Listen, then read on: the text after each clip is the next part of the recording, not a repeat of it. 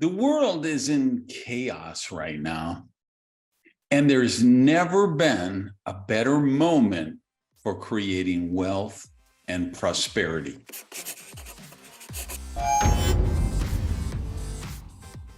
Hey guys, Randy Gage here with another episode of the Power Prosperity Podcast. And once again, by the way, I have turned on the camera, got in front of my laptop, and I'm recording this for you guys on the YouTube Prosperity TV channel. But here's the deal. I need to hear from you. If you're one of the people who likes to watch the show on YouTube and want me to continue doing that, please put a comment down below. Like the show, subscribe to the channel, and let me know. Otherwise, I won't go through the work because it's so arduous to work on social media today to get any kind of engagement. The algorithms are just so crazy, and I just don't want to play that game anymore. I've left social media for almost all my accounts, and I'm really just working with my tribe, the people who follow my work on my blog, in my podcast, in my books. But since I'm doing the podcast, I try to get you something for the YouTube people. But, you know, if I'm going to go through all this trouble of putting on my makeup and doing my hair, then I need to know that you want it to continue. So hit me up down in the comments. All right, I want to share 3 stories with you today. Not because I want to whine and complain about my life and express my frustration, although some of that could leak through. I actually believe these 3 stories have some really important lessons for your prosperity. So story number 1, I have a Dodge Challenger Shaker Edition. Beautiful muscle car. I love it. It was one of my dream cars as a kid. So when Chrysler started making these retro cars, I immediately bought one. I think this is my 3rd or 4th one since they came out with these retro versions. AC stopped working. So it's been a lot of drama to get it done, serviced at the dealership. My longtime personal assistant, Lornette, has retired, so I don't have anyone locally who services my cars anymore. So I went online, AC repair near me, and Pep Boys came up. For you guys overseas, Pep Boys is this auto parts store chain, and they have a service department. So they were there, and hey, make your appointment online. And I'm like, this is perfect. I'll schedule it exactly for it works for me, where I can drop the car off. So I get an appointment. I show up at the appointment 10 minutes before the appointment. And the lady's looking at me and she says, do you have an appointment? I said, yes, I do. And she said, for what? I said, to get my AC fixed. Maybe it's out of Freon or something. And she says, what time's your appointment? And I tell her, and she's, did you make it online? I said, yeah. Oh, that explains it. Okay, I don't know what it explains. And then she kind of looks at me cross-eyed and says, are you expecting to wait here with the car? And I replied, well, that was kind of the plan. I brought my little notebook so I could work on my podcast for you guys. She says, well, you know, the mechanic doesn't come in till 10. No, I don't think you understand. I have a 9:30 appointment. Yeah, but you know, the mechanic doesn't come in till 10. There was 5-6 people in the waiting room. And I'm like, do you only have one mechanic? And she said, yeah. I said, are those people in the waiting room before me? She said, yeah. So I'm like, okay, I guess I'm going to leave the car. So I spend $30 on Uber to go home, and they're promised to call me when it's ready. So I don't know, 5-6 hours later, they call me and they say, oh, you need AC, Freon in this car, and we don't have the machine that does that Freon. I'm like, I specifically wrote the year, the make, the model of the car, what I needed done when I made the appointment. Like, no, sorry, no Pep Boys even have that machine for your car. So I spent another $30, go to the, Uber, go and pick up my car. Meanwhile, by the way, the whole store is closed. They have it's like they must have 15, 20,000 square feet. It's all just blank cement. They barricaded it off and they just have the little garage open. It's filthy. I mean, they're understaffed. They have the one mechanic, they quadruple book appointments. It's a mess, right? What's the lesson for prosperity with this? They would probably, I would guess they're going to say, it's not our fault, it's the pandemic. It's really hard to get employees because there was the COVID pandemic. That's probably what they'd say. I would just say, no, you have just really sloppy management and you're living in victimhood. So what do? I call up the dealer where I bought the car, which is Aventura Dodge in North Miami. That's where this Pep Boys store was, by the way. If anyone from Pep Boys is watching, it was the North Miami Beach store. So I go to the dealer, I call, and again, I make an appointment with the dealer. So the appointed day and time come, I drive to the dealership. I get there 15 minutes before my scheduled appointment. And one of the mechanics sees me get out of my car. Hey, cool car. I have the other Challenger over here. I wanted this Shaker edition, but it was too much money. I love your model. I'm like, thanks, cool. And he says, you're gonna have to really wait. I'm like, no, you don't understand. I actually have an appointment. I set up the appointment online. He said, we're like a week behind, but you'll see.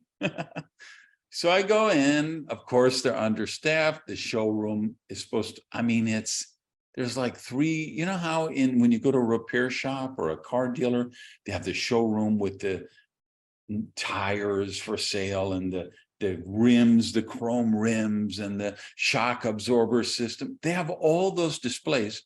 They're all empty. They're just empty cases, dusty, deserted. It looks like that show, The Last of Us, when they walk through those stores after the zombie apocalypse. Same thing.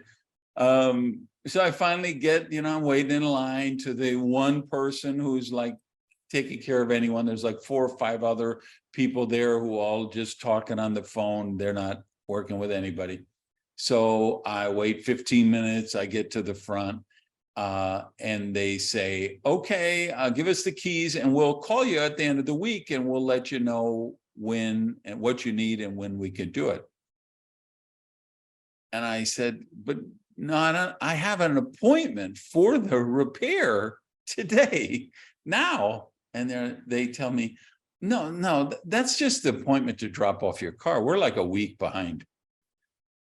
So imagine if I was a real person and I didn't have another car, right? I'm a real person who has one car, needs it for their job, to take their kids to school, to do all the things that real people do. They would have me come and bring my car and leave it and sit there for a week while they do nothing on it because they can't even handle the simple basic act of how to set up an appointment and take care of a customer, right? So what's the prosperity lesson in this story? I think it's the same thing. I think they would tell me it's not our fault. There was a pandemic, but they're really just have sloppy, terrible management, and they're living in victimhood. So obviously, I will never go to Pep Boys again. I will never buy another car from that dealership. But let me tell you the third story. So finally, a week later, Aventura Dodge fixes the Freon in my air conditioning system to the tune of $3,600. And I pick up the car, I spend another $30 on Uber to go there because, like, did they give me a loaner car? I mean, is that a joke, right? So I pick up my car and I go to the Pinecrest Bakery here in North Bay Village, very close to this island that I live on, where they have a car wash. Because of course, Aventura Dodge has let my car sit out in the sun and the rain for a week and it's filthy. And Pinecrest Bakery, a local Cuban-American bakery, has a car wash, a hand detail car wash right in the parking lot. So you go, you give them your car, you walk over to the bakery, you get yourself a little cappuccino, some pastry, a sandwich, something to drink, you sit down, you click on your Wi-Fi, you open your phone and you scroll, or you open your laptop and you work, or you write in your notebook. Like me, I plan my next, podcast for you guys. I'm telling you, I watch. So the simplest car wash is $35. Mine right away, I had some sunscreen on the door because I use that car to go to softball. And they're like, there's sunscreen on here. That requires shampoo. That's $10 more. So it's $45, right?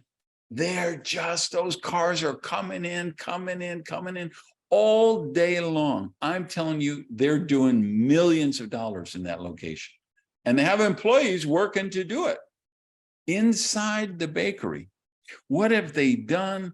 They have a Cuban pastelitos. I'm sorry, how would you say that? Pastelitos? Yeah, you'd say pastelitos. Croquetas, empanadas, Cuban sandwiches. They're catering to the local market. They have all these Latin sweet desserts and sandwiches and things because there's a lot of Latin people, Spanish people in Miami. So they cater to the market. They have a cooler with beverages. They have a cappuccino bar. They have a wood-burning pizza oven. They have like a Spanish comida latina where they make bowls and tacos and things like that. They got tables inside in the air conditioning or outside. What have they done? They're adding value. They're solving problems. And again, the restaurant, like the car wash, I'll guarantee you, they're doing a turnover of millions of dollars. What's the lesson? The lesson is why everyone else is making excuses for the pandemic. Savvy people who understand the principles of prosperity, are making fortunes. People who understand the principles of prosperity they're making fortunes. So, some lessons for you. Where do you see chaos? Because wherever you see chaos, there's opportunity. Wherever you see friction, there's people who will pay you to smooth out that friction. Wherever there's chaos, there's people who will pay you to organize it. So where do you see chaos in your life, in the world today? And then ask yourself, how can I add value to counteract that chaos? How can I solve problems that will counteract that chaos? And you can do it as an entrepreneur. You can do it as an employee. Whatever model works right for you. So let's go back to where we began. The world is in chaos right now. They desperately need people who will help it navigate through that chaos. And if you choose to be one of those people and you give up the victimhood stuff and you decide to be prosperity conscious, this is a wonderful moment to create wealth and prosperity. All right. Thanks for listening, watching, comment, like, share, subscribe, send me money, name your child after me, hit me up on Twitter, but go out and have an amazing day. Peace.